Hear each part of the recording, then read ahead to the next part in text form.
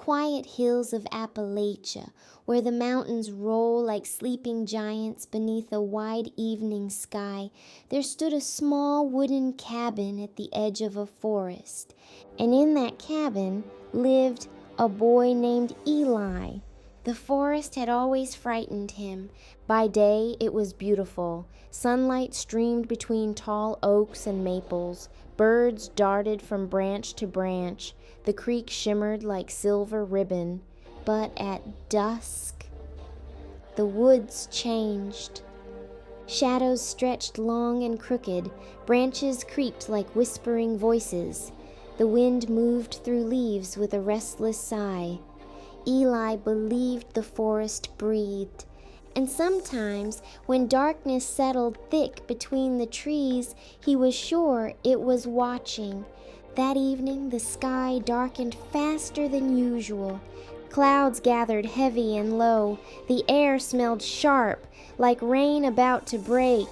Grandma May stood on the porch, squinting toward the tree line. "I left the lantern by the old oak," she muttered. Thunder rumbled in the distance. Eli's stomach tightened. The old oak stood just inside the woods, just far enough. "We'll need it when the storm hits," Grandma May said calmly. "Without it, this place will be darker than a coal mine." Lightning flickered across the hills. Eli felt the familiar knot form in his chest. The woods. At night, before a storm, he swallowed. Grandma May looked at him, not sharply, not pushing, just steady. "I can go," she said softly, but Eli saw her hands trembling slightly from the cold wind, and something stirred inside him. Fear rose quickly, but something else rose with it. He remembered something Grandpa Joe once told him while carving wood beside the fire. "Courage isn't about not being afraid," Grandpa had said. "It's about deciding something else matters more." Another crack of thunder. The first drop of rain landed on the porch railing. Eli's heart pounded. "I'll go," he said. The words surprised him. The wind pushed against him as he stepped off the porch. The grass bent low. The trees swayed. The forest entrance looked darker than ever. He paused. His legs felt heavy. The woods seemed to lean forward, waiting. "Go back," a small voice whispered. "Stay where it's safe." But another voice, quieter, steadier, said something else. "You can walk afraid."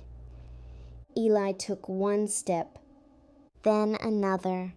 The porch light faded behind him. The trees closed in. The air inside the woods was cooler, damp with coming rain. Branches scratched lightly against one another. A twig snapped somewhere to his left. He froze. His breath came fast. The forest seemed enormous, alive, watching. Lightning flashed again, illuminating trunks and twisted branches in sharp white light. Then darkness returned. Eli clenched his fists. "They're just trees," he whispered. He forced himself to listen carefully, not to imagination, to reality. He heard crickets, wind, leaves rustling. No monsters, no growling beasts, just the forest doing what forests do. Another step. The path curved gently toward the old oak. The rain began to fall more steadily now, soft at first, then harder. Water dripped from leaves onto his shoulders. His shoes sank slightly into damp earth. Every shadow looked like something ready to leap. Every branch resembled reaching fingers. But he kept walking, step, step, step. The thunder roared louder now. The old oak appeared ahead, massive, ancient, its branches stretching wide like protective arms. And there, near its roots, lay the lantern. Eli's heart surged. He hurried forward. The rain soaked his shirt. Wind whipped around him. He grabbed the lantern, holding it tight against his chest. But now, he had to walk back, and somehow the woods felt even darker. The storm swallowed the sky. Lightning cracked directly overhead. For a moment, panic rose. What if something was behind him? What if he slipped? What if... He stopped. His breath came sharp. He remembered Grandpa's words again. Courage is doing the next right thing. Not everything, just the next thing, the next step. Eli took it, then another. The woods seemed less like enemies now. The shadows still existed, but they no longer felt like threats. They were shapes, branches, leaves. The forest did not lunge, it did not chase, it simply stood.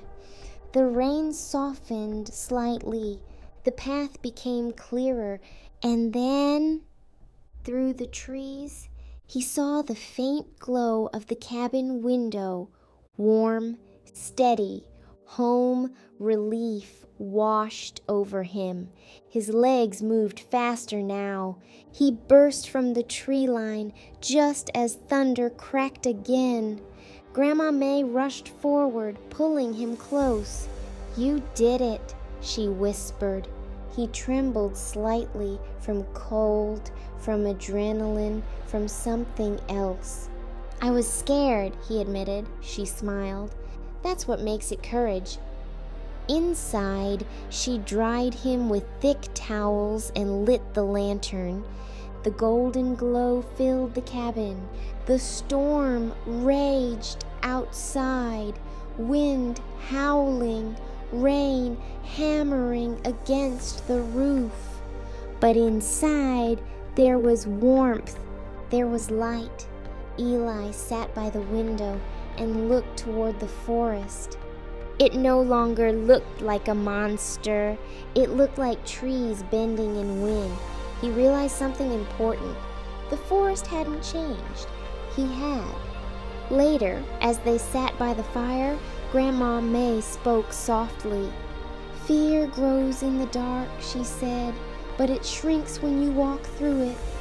Eli thought about that. Fear hadn't disappeared. It had walked beside him, but it hadn't controlled him, and that was different. That night, as lightning flashed beyond the hills, Eli lay in bed listening to the storm. The thunder still made his heart jump, but beneath the fear, something steady remained. Confidence, not loud, not proud, just quiet certainty. He had walked into the woods and come back. The next evening, when dusk fell gently across the mountains, Eli stood again at the porch. The forest stretched before him, still tall, still shadowed, but no longer terrifying. He stepped to the edge of the yard, not because he had to, but because he could. The wind rustled softly through the leaves. It did not whisper threats. It simply moved. He smiled faintly. Courage, he understood now, wasn't a roar. It wasn't loud heroics. It was a decision, a small one, made in the face of fear. Every storm that followed felt a little different. Every shadow a little less powerful, because once you walk into the dark and return safely, the dark loses its mystery. And in the rolling hills of Appalachia, beneath wide skies and whispering trees, a boy named Eli learned something powerful. Fear knocks, Courage answers, and sometimes all courage asks of you, hey, is one more step. Thank you for listening. I am Somadina.